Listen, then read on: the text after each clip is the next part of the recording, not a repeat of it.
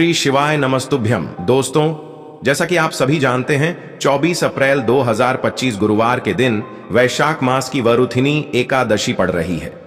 यह कोई आम एकादशी नहीं है। जब वैशाख महीने की वरुथिनी एकादशी गुरुवार को आती है तो उसका महत्व कई गुना बढ़ जाता है। पूज्य गुरु जी ने भी अपनी कथा में बताया है कि जब भी यह खास संयोग बने तो 3 पीपल के पत्तों वाला उपाय जरूर करना चाहिए। ऐसा मौका बहुत कम आता है।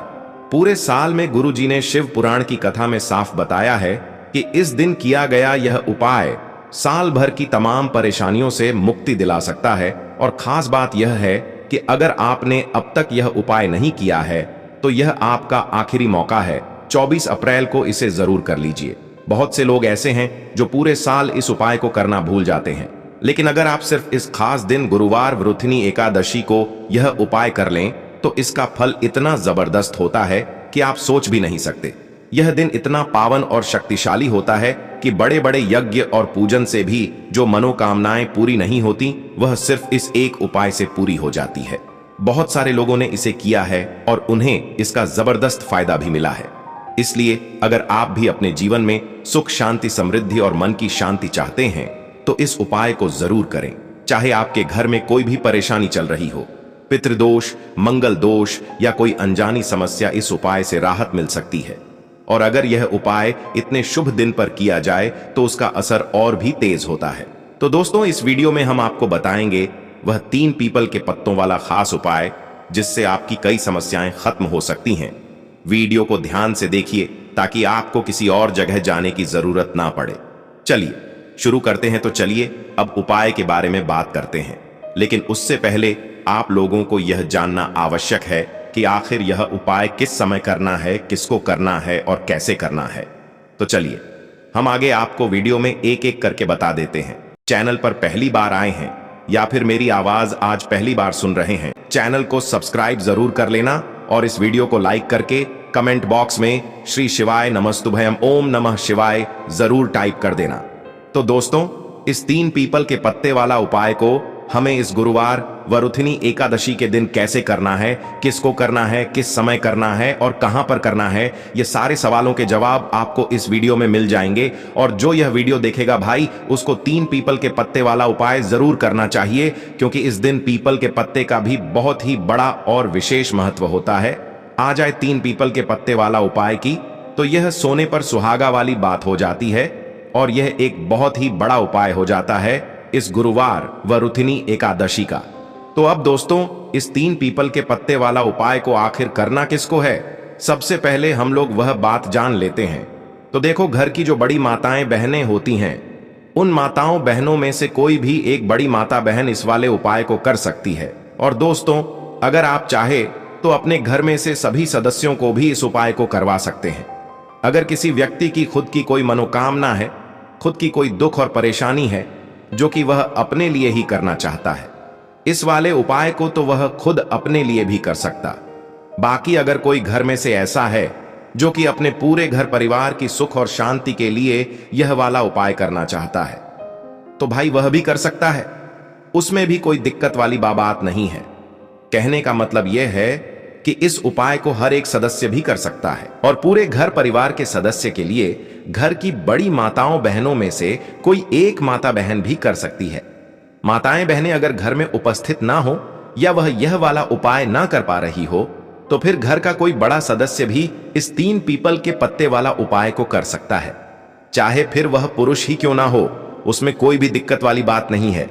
उसके बाद में दोस्तों, जो अगला प्रश्न निकल कर आता है वह यह आता है इस उपाय को लेकर कि आखिर इस उपाय को हमें किस समय करना है, सुबह के समय करना है कि शाम के समय करना है। तो देखो, इस वाले उपाय को आप लोग सुबह के समय भी कर सकते हो और शाम के समय प्रदोष काल में भी कर सकते हो। अब अगर आप पूछो कि भाई साहब, सबसे उत्तम समय कौन रहेगा इस 3 पीपल के पत्ते वाला उपाय को करने का, तो हम आपसे बस यही कहेंगे कि इस उपाय को आप सुबह के समय करेंगे तो ज्यादा बेहतर होगा। बाकी अगर प्रदोष काल शाम के समय भी करेंगे तो भी अच्छा होगा, उसमें कोई भी दिक्कत वाली बात नहीं है। तो अब दोस्तों, जो अगली सबसे बड़ी और महत्वपूर्ण बात आती है वह यह आती है कि सुबह अगर हम उपाय को करेंगे तो हमें कितने बजे से लेकर कितने बजे तक के बीच में करना है, और शाम के समय प्रदोष काल में करेंगे तो हमें कितने बजे से लेकर कितने बजे के बीच में करना है। तो देखो, सुबह जितनी जल्दी हो सके आप उपाय को करने की कोशिश करना। बाकी अगर किसी कारणवश लेट भी हो जाओ, थोड़ी देर भी हो जाए, तो 10 या 11 बजे तक भी आप उपाय कर लेना, पर 12 बजे से ज्यादा देरी ना हो।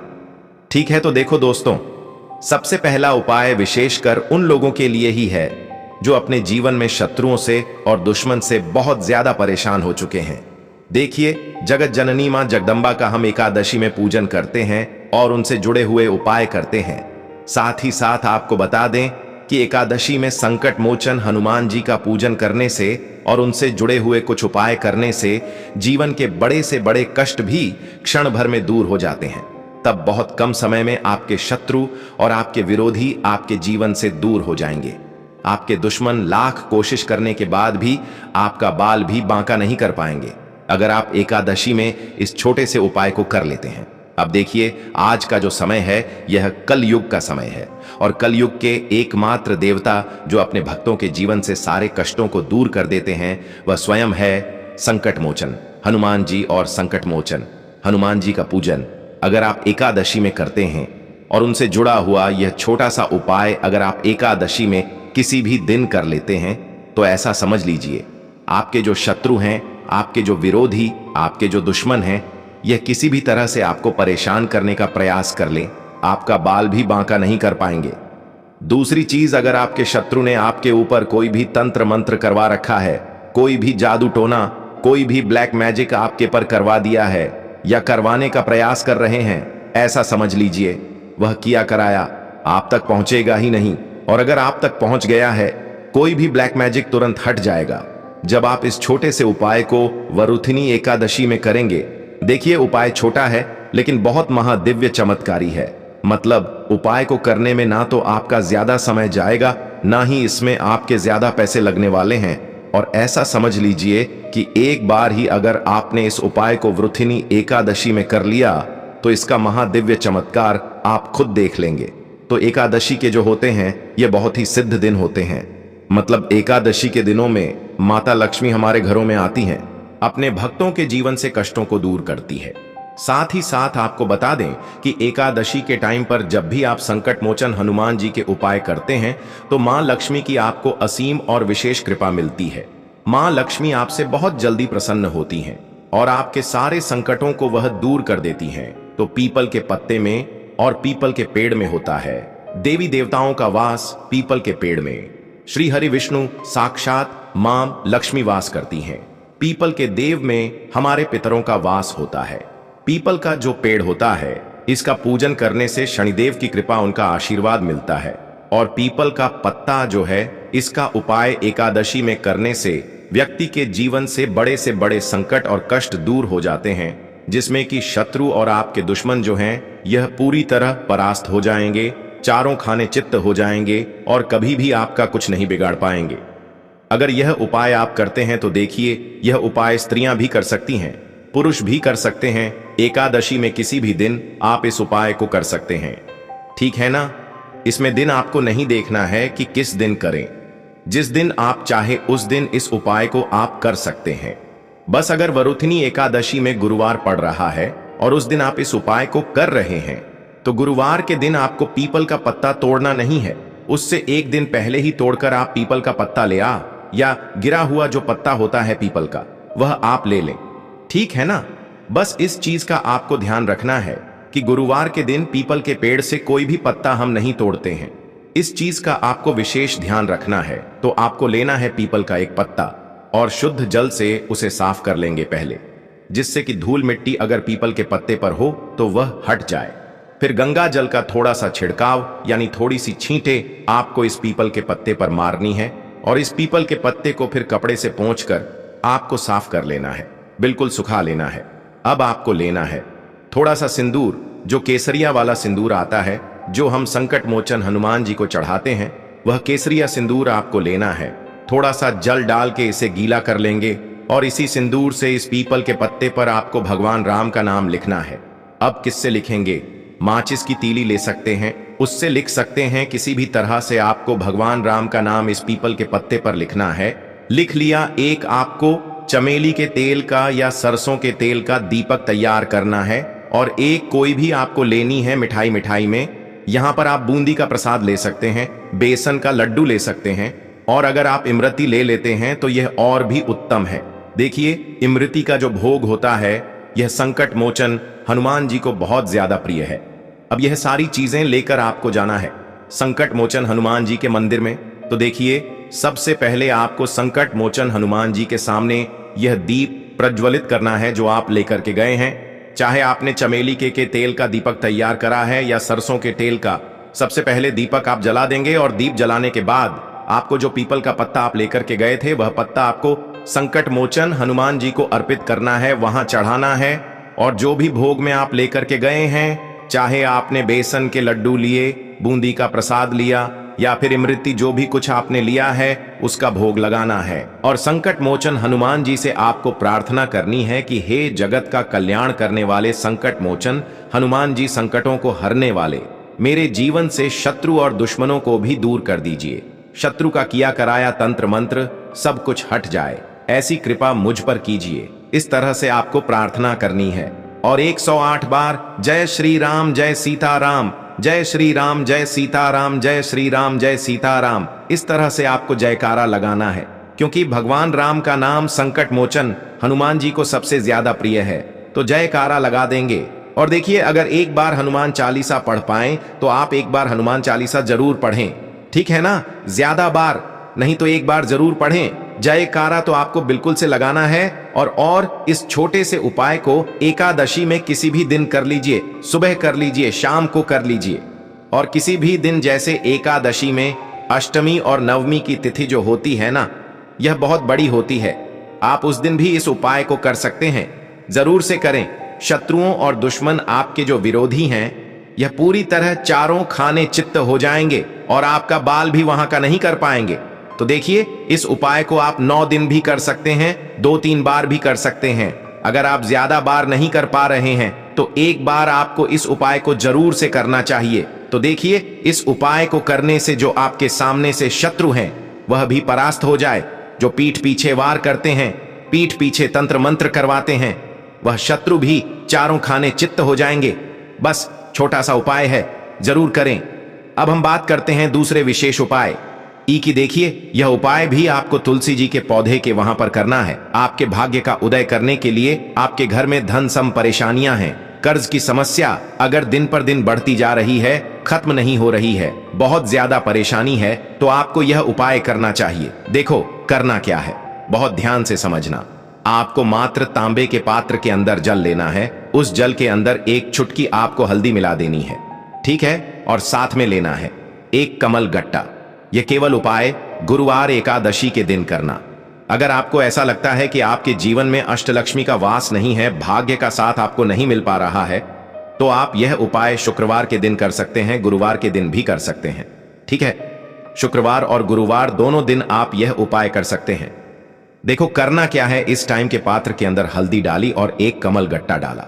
अब आपको तुलसी जी के वहां पर जाना है। देखिए, जब आप हल्दी डालोगे जल के पात्र के अंदर, तब आपको ओम नमो भगवते वासुदेवाय का 11 बार जाप करना है, फिर हल्दी डालना है। जब आप कमल गट्टा डालोगे तब आपको ओम श्री नमः या ओम महालक्ष्मी नमः इस मंत्र का जाप करते हुए एक कमल गट्टा डालना है, 11 बार जाप करना है, ठीक है? कमल गट्टा और हल्दी दोनों होना चाहिए। कमल गट्टा महालक्ष्मी का प्रतीक माना जाता है, और हल्दी जो है वह भगवान विष्णु के निमित्त आप हल्दी डालेंगे, ठीक है? इस जल को आपको तुलसी जी की जड़ में अर्पित करना है। ओम नमो भगते वासुदेवाय का जाप करते हुए बस इतना सा उपाय करना। धन संबंधित को कोई भी परेशानियां हैं वह सब दूर हो, ऐसी आपको प्रार्थना करनी है।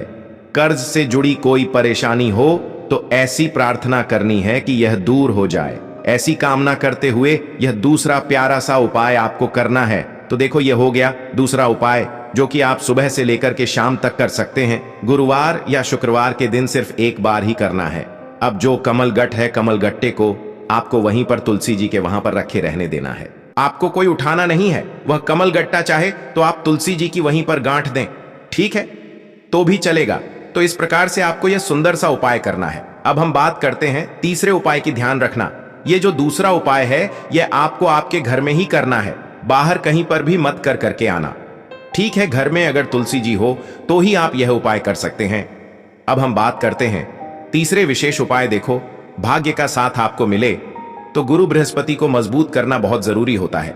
इसीलिए पूज्य गुरुदेव ने एक बहुत ही सुंदर सा उपाय बताया था, जो कि है पीले चावल का। थोड़े से अक्षत लेना, चावल लेना। अगर आपको ऐसा लगता है ना कि आपको किसी भी चीज में सफलता नहीं मिल पा रही है, किस्मत का साथ आपको नहीं मिल पा रहा है, तो पीले चावल लेना।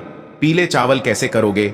14 चावल लेना साबुत, उसके अंदर पीली जो पीला चंदन है वह आपको मिला देना है और चावल को पी रंग कर देना है।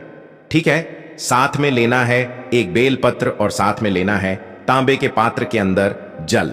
ठीक है, यह तीनों सामग्री लेकर के गुरुवार वरुथिनी एकादशी के दिन सुबह से लेकर के रात्रि तक, जब आपकी इच्छा हो तब आप यह उपाय कर सकते हैं।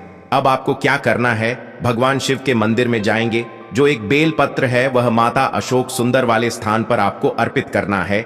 डंडे का हिस्सा जलाधारी की तरफ हो चाहिए, उस प्रकार से आपको यह बेल पत्र अर्पित करना है। जब बेल पत्र अर्पित करोगे तब आपको कुंदकेश्वर महादेव का नाम लेना है माता अशोक सुंदरी वाले स्थान पर। ठीक है, अब जो चावल के दाने हैं जो अक्षत लेकर के आए हैं वह भगवान शिव के शिवलिंग पर आपको अर्पित करना है। जब आप अर्पित करोगे तब आपको बृहस्पति शवर महादेव का नाम लेना है। बृहस्पति शवर महादेव ही एक ऐसे महादेव हैं जो आपके गुरु ग्रह को मजबूत करता है। तो आपको इस प्रकार से अर्पित करना है और अंत में एक लोटा जल धीरे धीरे पतले दरा से बृहस्पति शवर महादेव का स्मरण करते हुए या श्री शिवाय नमस्तुभयं का जाप करते हुए आप अर्पित करें। यह मात्र केवल और केवल गुरुवार के दिन किया जाता है और यह उपाय बहुत ही ज्यादा प्रभावशाली है। ध्यान रखना, हल्दी का उपयोग मत करना, चावल में पीला करना है। चावल को तो पीला चंदन ही होना चाहिए। ठीक है, अब यह जो उपाय जो भी करता है निश्चित तौर पर उसके जीवन के सारे अंधकार दूर होते ही होते हैं, उसको सफलता भी मिलती है, बृहस्पति मजबूत होते हैं, किस्मत का साथ उसको मिलने लगता है। यह उपाय अगर आप प्रदोष काल के समय करते हैं तो और लाभकारी सिद्ध होता है। तो दोस्तों, यह थे पूज्य गुरुजी द्वारा बताए गए कुछ बहुत ही खास उपाय। अगर आपको जानकारी अच्छी लगी हो तो वीडियो लाइक करिएगा। मिलते हैं फिर एक नए वीडियो के साथ। श्री शिवाय नमस्तुभयम्।